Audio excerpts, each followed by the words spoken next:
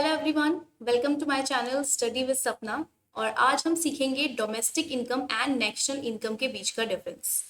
सबसे पहले हम समझते हैं डोमेस्टिक इनकम के बारे में। तो डोमेस्टिक इनकम जो भी हमारी फाइनल गुड्स एंड सर्विसेज से हम मनी वैल्यू जनरेट करते हैं with in a domestic territory in an accounting year, वो कहलाती है हमारी domestic income. The total money value of final goods and services produced within a domestic territory in a country during a specific period, say a year, that is known as our domestic income. Domestic product and domestic income दोनों ही एक ही चीजें होती हैं, हम इन्हें differentiate नहीं कर सकते, they are one on the same thing. Okay, next we have this example like foreign banks and companies that operate and earn income in the country are taken into account while calculating the domestic income. यहाँ पर मैं आपको छोटा simplification कर देती हूँ।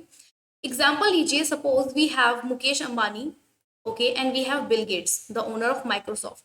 Mukesh Ambani earning his income in India, Bill Gates also selling his services, selling his product which is Microsoft. यहाँ पे माइक्रोसॉफ्ट वो अपना प्रोडक्ट को इंडिया में सेल कर रहे हैं, ठीक है। इनकम जनरेट कहाँ हो रही है? इंडिया के अंदर, with in are domestic territory. तो जो भी बिल गेट्स यहाँ से अपने माइक्रोसॉफ्ट ऑफिस में माइक्रोसॉफ्ट के जो प्रोडक्ट है उसको सेल करके जो भी इनकम जनरेट करेगा उसे हम क्या कहेंगे? अपनी डोमेस्टिक इनकम, क्योंकि ये वो हमारी डोमेस्टिक टेरिटरी के अंदर अर्न की जा रही है।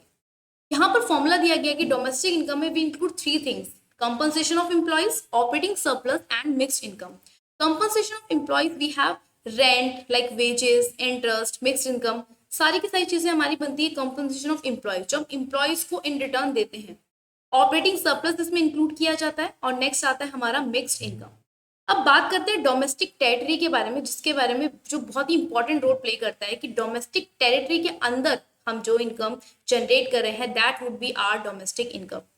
तो डोमेस्टिक टेरिटरी कह सकते हैं आप, या फिर economic territory, political territory, they are same. Okay, it means the political boundaries of a country in case of national income. Political boundaries जो हमारी कंट्री की होती है उसे हम कहते हैं डोमेस्टिक टेरिटरी। और इसके अंदर कुछ और चीजें भी आती हैं, like ships and aircraft which are owned and run by the normal residents administered two और मोर कंट्रीज। जो शिप्स और एयरक्राफ्ट होते हैं वो भी पूरा का पूरा एक इंडिया का पार्ट माना जाता है, 12 नॉटिकल माइल्स जो इंडिया का बॉर्डर है वहां से। And the fishing vessels, oil and natural gas जो निकाले जाते हैं, ठीक है, ये सारे की सारे भी हमारा इंडिया का एक डोमेस्टिक टेरिटरी का पार्ट माना जाता है। एज वेल एज जो एम्बेसीज होती है, जो कंसुलेट्स होते हैं, मिलिट्री इस्टेब्लिशमेंट्स होते हैं किसी भी कंट्री के जो बाहर फॉरेन कंट्री में लोकेटेड है, बट वो भी हमारी डोमेस्टिक टेरिटरी ही कहलाती है, ठीक है। तो ये डोमेस्टिक टेरिटरी का मीनिंग है। नेक्स्ट हम समझते हैं नेशनल इनकम के बारे में। तो नेशनल इनकम क्या होती है? टोटल इनकम जो हम अर्न कर रहे हैं, अब चाहे वो विद इन हो या फिर आउटसाइड हो आपकी जोग्राफिकल टेरिटरी में, ठीक है, बट वो इनकम हमारी अर्न की जानी चाहिए ऑर्डिनरी रेजिडेंट। अगर ऑर्डिनरी रेजिडेंट इनकम जनरेट कर रहा है, whether it's your in within your domestic territory और outside your domestic territory, but वो ऑर्डिनरी रेजिडेंट अर्न कर रहा है, that would be our national income. Like if Mukesh Ambani earning his income from India and as well as from outside India like USA, then that also will be considered as a national income. It encompasses only factor incomes. Factor incomes क्या होती हैं आगे हम सीखेंगे, and excludes transfer income. दोनों ही differentiate होती हैं एक दूसरे से, और ये वो इनकम होती है जो नॉर्मल रेजिडेंट अर्न करता है, ठीक है। तो सबसे पहले हम बात करते हैं फैक्टर इनकम की। तो फैक्टर इनकम का मतलब होता है जो आप मॉनेटरी पेमेंट्स करते हो फैक्टर सर्विसेज लेने के बदले में।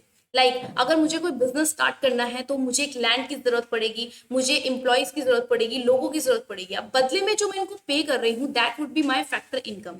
और ट्रांसफर इनकम नॉर्मली जो इनकम आप बिना अर्न किए जनरेट करते हो, like you have gifts, okay, तो वो आपकी ट्रांसफर इनकम होती है जिसे आप नेशनल इनकम में कभी भी इंक्लूड नहीं करते हैं। ओनली फैक्टर इनकम्स को इंक्लूड किया जाता है क्योंकि वहां पे कुछ सर्विसेज देकर आप उस इनकम को जनरेट कर रहे हैं। Next we have normal resident. कि नॉर्मल रेजिडेंट कौन होता है? So normal resident, or we can say ordinary resident, is the person who ordinarily resides in the country and his and her center of economic interest is present in that country. कोई भी ऐसा person जिसका interest आपकी country के अंदर होता है, economic interest, उसे आप कहेंगे नॉर्मल रेजिडेंट। अब यहाँ पर हम नेशनल इनकम का फॉर्मूला देखते हैं कि फॉर्मूला में क्या कहा कि नेशनल इनकम में we have first of all domestic income तो होगी ही होगी, मतलब कि जो डोमेस्टिक टेरिटरी के अंदर अर्न की जा रही है, बट उसके अलावा भी हम वो इनकम भी जोड़ेंगे जो हमारा normal resident out of India generate कर रहा है, जिसे हम कहते हैं net factor income from abroad. और अगर कुछ ऐसी इनकम होती है जो हम अब्रॉड से ले रहे हैं और हम अब्रॉड में पे कर रहे हैं, तो जो उसका डिफरेंस होता है उसे हम कहते हैं net factor income from abroad. जो भी इनकम आपने बाहर से रिसीव कर रही है और जो आपने बाहर पे कर रही है, दोनों का आप डिफरेंस ले लेंगे and that would be our net factor income from abroad. So this is for it today guys. I hope आपको वीडियो समझ आई होगी। अगर आपको कोई भी कंफ्यूजन है और आप चाहते हैं कि मैं इसके एग्रीगेट्स का पार्ट लेकर आऊं, तो आप कमेंट बॉक्स में मुझे बता सकते हैं। और आज की वीडियो में बस इतना ही। मिलते हैं हमारी नेक्स्ट वीडियो में। वीडियो पसंद आए तो प्लीज लाइक कीजिएगा, शेयर कीजिएगा एंड सब्सक्राइब कीजिएगा। तब तक के लिए bye bye, take care, thank you.